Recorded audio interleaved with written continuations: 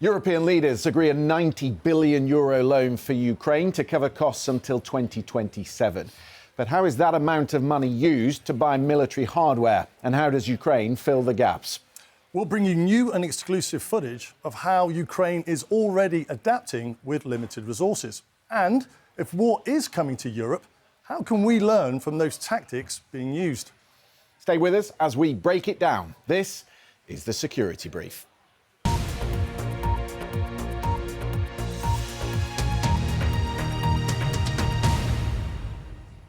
Mikey, let's start with the big picture. 90 billion in new funding for Ukraine, short of what they wanted. By 50 billion. By 50 billion. Yeah. How do they best allocate that? I think the important thing to note here is it's not specific to defence. It will cover a significant amount of defence capability requirement, but it's also got to cover things like the economic pressure that Putin is placing Ukraine under. So targeting energy infrastructure, civilian populations, and also, you know, the humanitarian component is really important as well. So I think in terms of how far that 90 billion's got to go, it's considerable. Spread thin. Yeah. Let's presume that the bulk of it will go on defence spending. What does 90 billion euros buy you? I mean, just as an example, Ukraine signed an agreement with Sweden recently on 100 to 150 Jas 39 Gripen fighter jets. Now, they come in at around 30 to 60 million a pop for one. So if you take sort of the average of that at 45 million and you multiply that by 150, that's bringing you up to sort of 7 billion, which is a big chunk of money out of that 90 billion. And that's just for those jets alone. But it's more nuanced in terms of what it can actually get you. The nuances are, or the important bit is, and I've recently learned this from my trip to Ukraine and Kyiv and speaking to some of the operational commanders, it's the critical kit that Ukraine is having to design and generate to be able to target what the main threat is, which in this case is drones and ballistic missiles. And it's not just about the lack of access to that kit from NATO countries. So will NATO countries give them that? Forward-looking infrared cameras, we'll come onto that a little bit later. But it's also about the timelines of procurement. And it's about identifying, you know, how can you get as much bang for buck for that 90 billion on defence by using not just big industrial bases, for example, but by using new defence tech startup companies that are producing some really critical kit, but for, you know, a tenth of the price. And Jonathan Beale's done some reporting on that for the BBC this week, where he's gone into an arms factory and you can see what they're producing. That was the Flamingo missile. The Flamingo missile, yeah, which is the longer range 3,000 miles. Right. We shouldn't ignore the other thing that happened overnight, and that's the signing of the American defence bill without any fanfare, interestingly, because this puts restrictions on Donald Trump. Yeah, so the National Defence Authorization Act, it was signed, as you say, last night. There's some really interesting bits in that. It's 800 million over 2 years for Ukraine, but also the Baltics. And what it does do, it kind of clips Donald Trump's wings a little bit in terms of his ability to be able to step back from NATO. So, for example, numbers of US troops in Europe can't go below 76,000, for example. So it's an interesting act that's been signed. But the key bit here is, again, it goes back to how will that 800 million over 2 years be allocated, and will the critical equipment, defence equipment that Ukraine needs, will that be facilitated? I want to get to the stuff that you've been looking at in the last couple of weeks in Ukraine, the drones, because this is the really interesting stuff. Coming back to the top of the programme, it really points to how the Ukrainians are adapting, what they're having to do to combat the threat that's coming at them. What have you seen? So, without doubt, it's the relentless attacks by drones that are the significant threat. And we can just take a look at some numbers here in terms of what we're talking about. This is footage from the drone attack that occurred on the Friday night before I arrived in Kyiv. And we're talking about a significant amount of drones. So there were 653 drones launched on that Friday night and early on the Saturday morning, and there were 51 ballistic missiles. Now, what Ukraine did is they managed to neutralize 90% of those drones and ballistic missiles. So they managed to shoot down 585 drones and 30 missiles. But still, that 10% hit 29 locations. It wasn't Kyiv, actually, but it was areas across Ukraine, quite deep into Ukraine. And that's sort of, the significant threat that we're talking about. Even if 90% are taken out, there's still an ability to hit 29 locations. And they're getting more advanced all the time. Yeah, they absolutely are. Fibre optic, Yep. AI. Yep. How are they combating that? So, I mean, there are lots of drones being used, okay, from fibre optic, first-person view to one-way attack drones. The two that are important for me are the fibre optics. Now, they have basically a 30-kilometre range, so they're used by both Russian and Ukrainian troops very, very close to each other when they're fighting. Now, what's interesting about the fibre optic drone is that usually you have an operator controlling a drone with a pad, and there's what's called an RF signal, a radio frequency signal that controls the drone.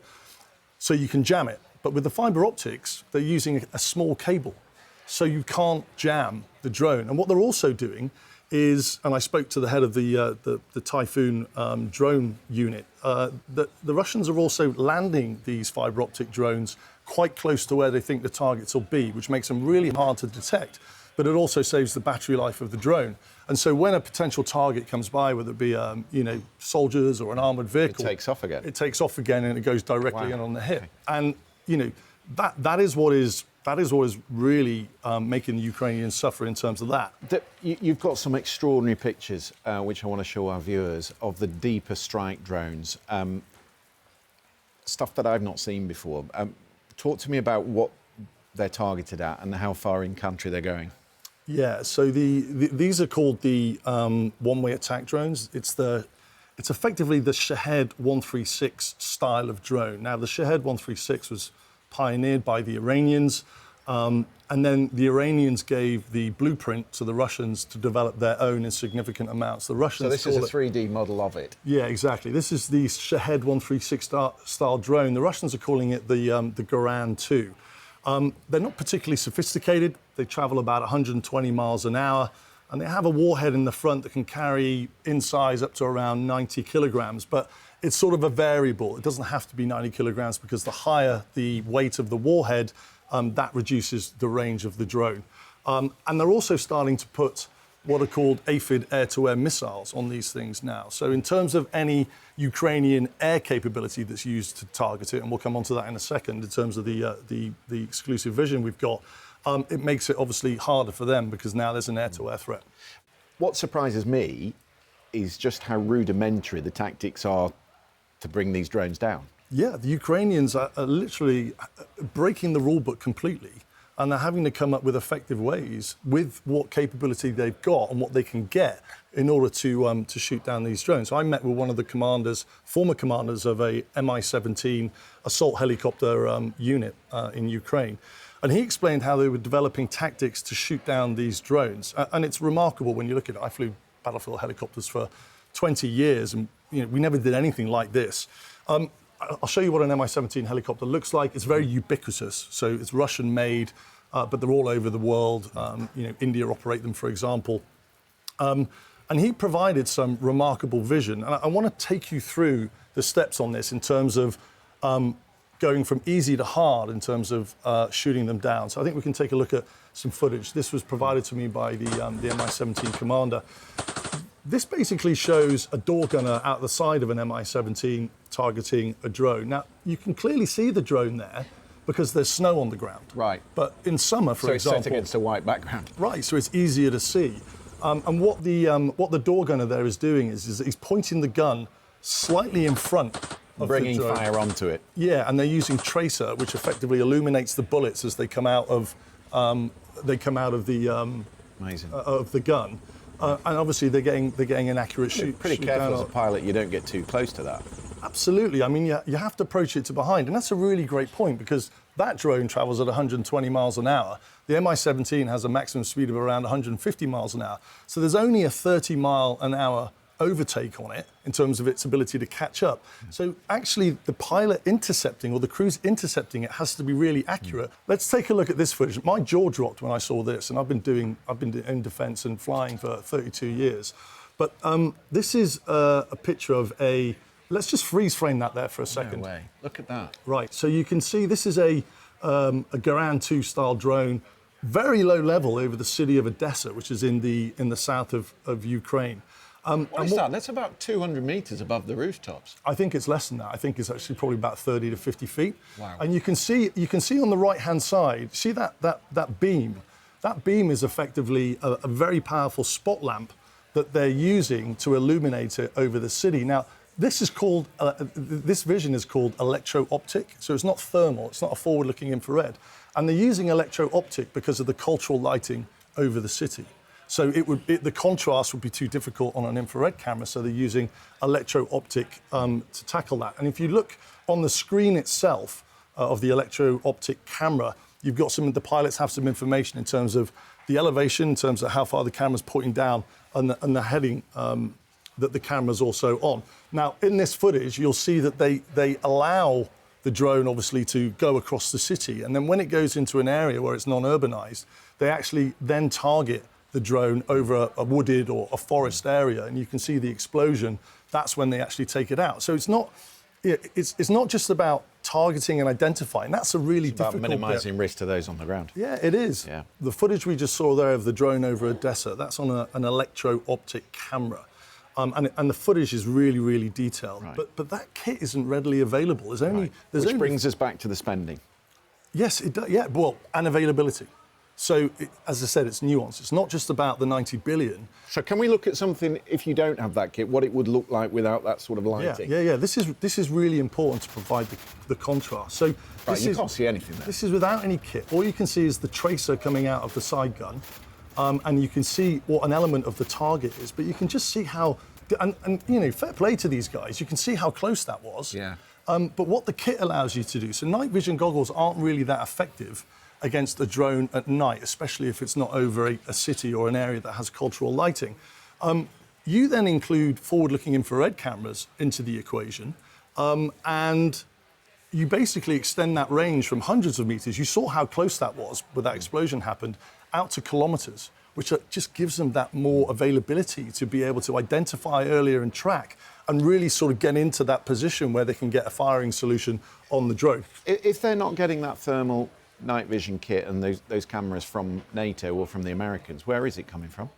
So, again, I spoke to the military commander, and he told me a story of effectively approaching a significant NATO country, asking for a forward-looking infrared capability that they could bolt onto the helicopter. And there are two. We're not just talking about bolting onto the side. There's also a thermal camera that they can put on the gun itself. I think we've got some footage of that, actually. Again, this is footage. This isn't one of the Shahed-style drones. This is one of the Russian reconnaissance drones. And that camera is effectively put on the center line of the 7.62 gun, which gives the operator a much better visual in terms of targeting it and taking it down at night. Okay. Yeah. So the commander approached a significant NATO country, told them about the idea to start targeting Shahed-style drones from helicopters, and was basically denied the equipment and told that that was a crazy idea and it would never work. And since August 2024, when the Ukrainians went out and purchased some of these cameras from Alibaba, which is the Chinese Amazon equivalent, You're joking. because they were denied that capability, they went out and sourced it off the internet. And since they've sourced that, they've shot down 5,000 since August 2024. So, their ideas are being dismissed when actually their ideas are probably some of the most effective that can be used against these style of attacks. Ideas and capability that NATO and European countries just are not up to speed with yet. The frustrating bit for me talking to these commanders was it's that lack of support in really critical areas that they've identified that will actually be quite effective or very effective, and being denied it and sort of left on their own to try and source it from open source areas. So the intellectual property, the intelligence and the experience and the tactics, training and procedures that the Ukrainians are developing on the hoof every day, trying to reinvent how to deal with these attacks, that's critical information that should place more respect on what the Ukrainians are doing. And at the moment, they're being treated like the poor cousin. where actually you've got the head of NATO, you've got the chief of defence staff in the UK talking about preparing for war. This information is absolutely critical to allowing NATO and European countries to develop counter tactics should Putin one day decide to switch fire and actually go further into beyond Ukrainian territory. And that deployment of the Oreshnik missile into Belarus is a combat indicator and a key indicator that this problem isn't going away soon. Mikey, you bring us footage and videos that we don't see elsewhere, and you bring with it a perspective that we don't have elsewhere on the output. It's really, really fascinating to see, especially that drone stuff that you brought back from Ukraine. I've never seen footage like it. Just a reminder to our viewers, if you want to see the back catalogue of Security Brief, it is there on YouTube. Do take a look at that. Some really fascinating episodes of late. Mikey Kay, as ever, thank you very much. We'll see you the other side of Christmas. We're going to take a short break, of course, for the Christmas period, but we'll be back in the new year with plenty more. Thanks for watching.